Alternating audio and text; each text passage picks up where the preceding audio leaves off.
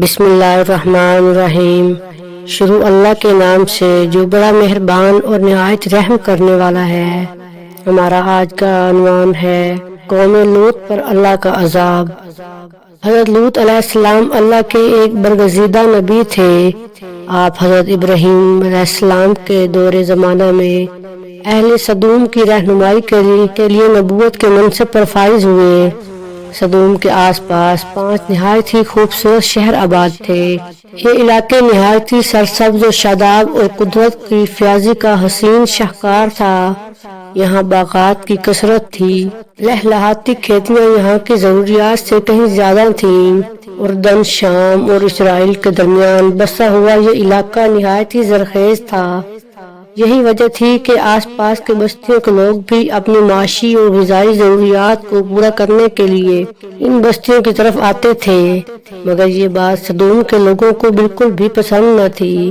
ان کے خیال میں ان کی بستیوں میں پیدا ہونے والے پھلوں، اناجوں اور سبزیوں پر صرف ان کا ہی حق تھا۔ وہ نہیں چاہتے تھے کہ دوسری بستیوں کے لوگ ان کے علاقے میں آئیں۔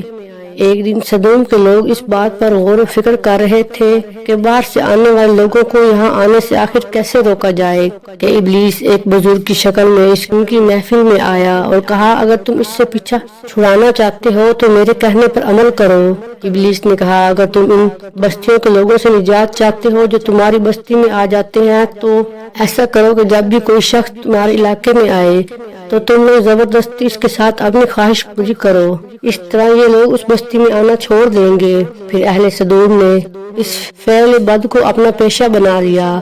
اپنی نفسانی خواہشات کے لیے مردوں سے بدفعلی اس قوم کا دستور بن گیا تھا۔ یہاں بے حیائی عام ہو گئی تھی۔ حکمران، سردار، راؤسا، ہر طبقے میں گھر گھر یہ عمل پھیل گیا۔ بڑی محفل میں یہ لوگ اس فحاشی کے کام کو کر کے خوش ہوتے تھے۔ تلمود میں لکھا ہے کہ اہل سدوم اپنے روزمرہ کی زندگی میں سخت ظالم، دھوکے باز اور بد معاملہ تھے۔ کوئی مسافر ان کے علاقے سے باخبریت نہ گزر سکتا تھا۔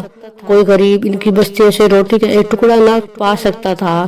بارہا ایسا ہوتا تھا کہ باہر کا آدمی ان کے علاقے میں پہنچ کر فاقوں سے مر جاتا اور یہ اس کے کپڑے اتار کر اس کی لاش کو برہنہ دفن کر دیتے۔ تو حضرت لوط علیہ السلام نے انہیں توحید کی دعوت دی اور بدکاری کے اس گناہی عمل سے توبہ کرنے کا حکم دیا۔ حضرت لوط علیہ السلام نے کہا، تم بے حیائی کیوں کرتے ہو؟ کیا تم عورتوں کو چھوڑ کر لذت حاصل کرنے کے لیے مرد کی طرف مائل ہوتے ہو؟ حقیقت یہ ہے کہ تم احمق لوگ ہو۔ حضرت لوط اہل سدوم کو دن رات واعظ و نصیحت کیا کرتے، لیکن قوم لوط پر اس کا کوئی اثر نہ ہوتا، بلکہ وہ بہت فخری انداز میں یہ کام کرتے تھے۔ انہیں حضرت لوط علیہ السلام کا سمجھانا بھی برا لگتا تھا، لہٰذا انہوں نے صاف صاف کہہ دیا کہ اگر تم ہمیں اسی طرح برا کہتے رہے اور ہمارے کاموں میں مداخلت کرتے رہے تو ہم تمہیں اپنے شہر سے نکال دیں گے۔ حضرت لوط علیہ السلام نے نصیحت تبلیغ کا سلسلہ جاری رکھا، لہٰذا ایک دن اہل سدوم نے خود ہی عذاب الہی کا مطالبہ کر دیا۔ اللہ تعالیٰ نے اب تک ان کے اس بدترین فحاشی اور بدکاری کو ڈھیل دے رکھی تھی، لیکن جب انہوں نے حضرت لوط علیہ السلام سے ایک دن کہا کہ اگر تم سچے ہو تو ہم پر عذاب لے آؤ، لہٰذا ان پر عذاب الہی کا فیصلہ ہو گیا۔ اللہ نے اپنے خاص فرشتوں کو دنیا کی طرف روانہ کر دیا۔ پھر یہ فرشتے حضرت لوط علیہ السلام کے گھر تشریف لائے۔ حضرت لوط علیہ السلام نے جب ان خوبصورت نوعمر لڑکوں کو دیکھا تو سخت گھبراہٹ اور پریشانی میں مبتلا ہو گئے۔ انہیں یہ خطرہ محسوس ہوا کہ اگر اس کی قوم کے لوگوں نے انہیں دیکھ لیا تو نہ جانے ان کے ساتھ کیا سلوک کریں گے۔ حضرت لوط علیہ السلام کی بیوی کا نام وائلہ تھا۔ آپ نے آپ پر ایمان نہ لایا تھا اور وہ دراصل منافقہ تھی جو کافروں کے ساتھ تھی، لہٰذا اس نے جا کر اہل سدوم کو یہ خبر دے دی کہ لوط کے گھر نوجوان لڑکے مہمان ٹھہرے ہوئے ہیں۔ یہ سن کر بستی والے دوڑتے ہوئے حضرت لوط علیہ السلام کے گھر پہنچے۔ حضرت لوط علیہ السلام نے کہا، اے قوم، یہ جو میری قوم کی لڑکیاں ہیں یہ تمہارے لیے جائز و پاک ہیں۔ اللہ سے ڈرو اور مجھے میرے مہمانوں کے سامنے رسوا نہ کرو۔ کیا تم میں سے کوئی بھی شائستہ آدمی نہیں؟ حضرت لوط علیہ السلام کی بات سن کر وہ لوگ بولے تم بخوبی واقف ہو کہ ہمیں تمہاری بیٹیوں سے کوئی حاجت نہیں اور جو ہماری اصلی چاہت ہے اس سے تم بھی واقف ہو۔ حضرت لوط علیہ السلام نے گھر کے دروازے بند کر دیے اور ان نوجوانوں کو ایک کمرے میں چھپا دیا۔ ان بدکار لوگوں نے آپ کے گھر کا گھیراؤ کیا ہوا تھا اور ان میں سے کچھ گھر کے دیوار پر بھی چڑھنے لگے۔ حضرت لوط علیہ السلام اپنے مہمانوں کی عزت کے خیال سے بہت زیادہ گھبرائے ہوئے تھے۔ فرشتے یہ سب منظر دیکھ رہے تھے۔ جب انہوں نے حضرت لوط علیہ السلام کی بے بسی اور پریشانی کا یہ عالم دیکھا تو حقیقت سے پردہ اٹھاتے ہوئے یوں فرمایا، اے لوط ہم تمہارے رب کے بھیجے ہوئے فرشتے ہیں، یہ لوگ ہرگز تم تک نہیں پہنچ سکیں گے، ابھی کچھ رات باقی ہے، تو اپنے گھر والوں کو لے کر چل دو اور تم میں سے کوئی شخص پیچھے مڑ کر نہ دیکھے۔ اہل سدوم حضرت لوط کے گھر کا دروازہ توڑنے پر آ گئے، لہٰذا حضرت جبرائیل علیہ السلام نے گھر سے باہر نکل کر اپنے پر کا ایک کونا انہیں مارا، جس سے ان کی آنکھوں کے ڈیلے باہر آ گئے اور بصارت ظاہر ہو گئی۔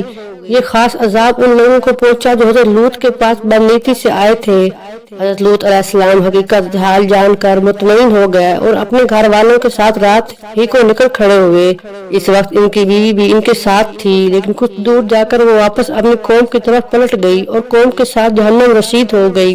صبح کا آغاز ہوا تو اللہ کے حکم سے حضرت جبرائیل علیہ السلام نے بستی کو اپنے پر سے اکھاڑ دیا اور پھر اپنے بازو پر رکھ کر آسمان پر چڑھ گئے، یہاں تک کہ آسمان والوں نے بستی کے کتوں کے بھونکنے اور مرغوں کے بولنے کی آوازیں سنی۔ پھر بستی کو زمین پر دے مارا، جس کے بعد ان پر پتھروں کی بارش ہوئی۔ جب یہ پتھر ان کو لگتے تو سر پاش ہو جاتے۔ صبح سویرے شروع ہونے والا یہ عذاب اشراق تک پوری بستی کو نیست و نابود کر چکا تھا۔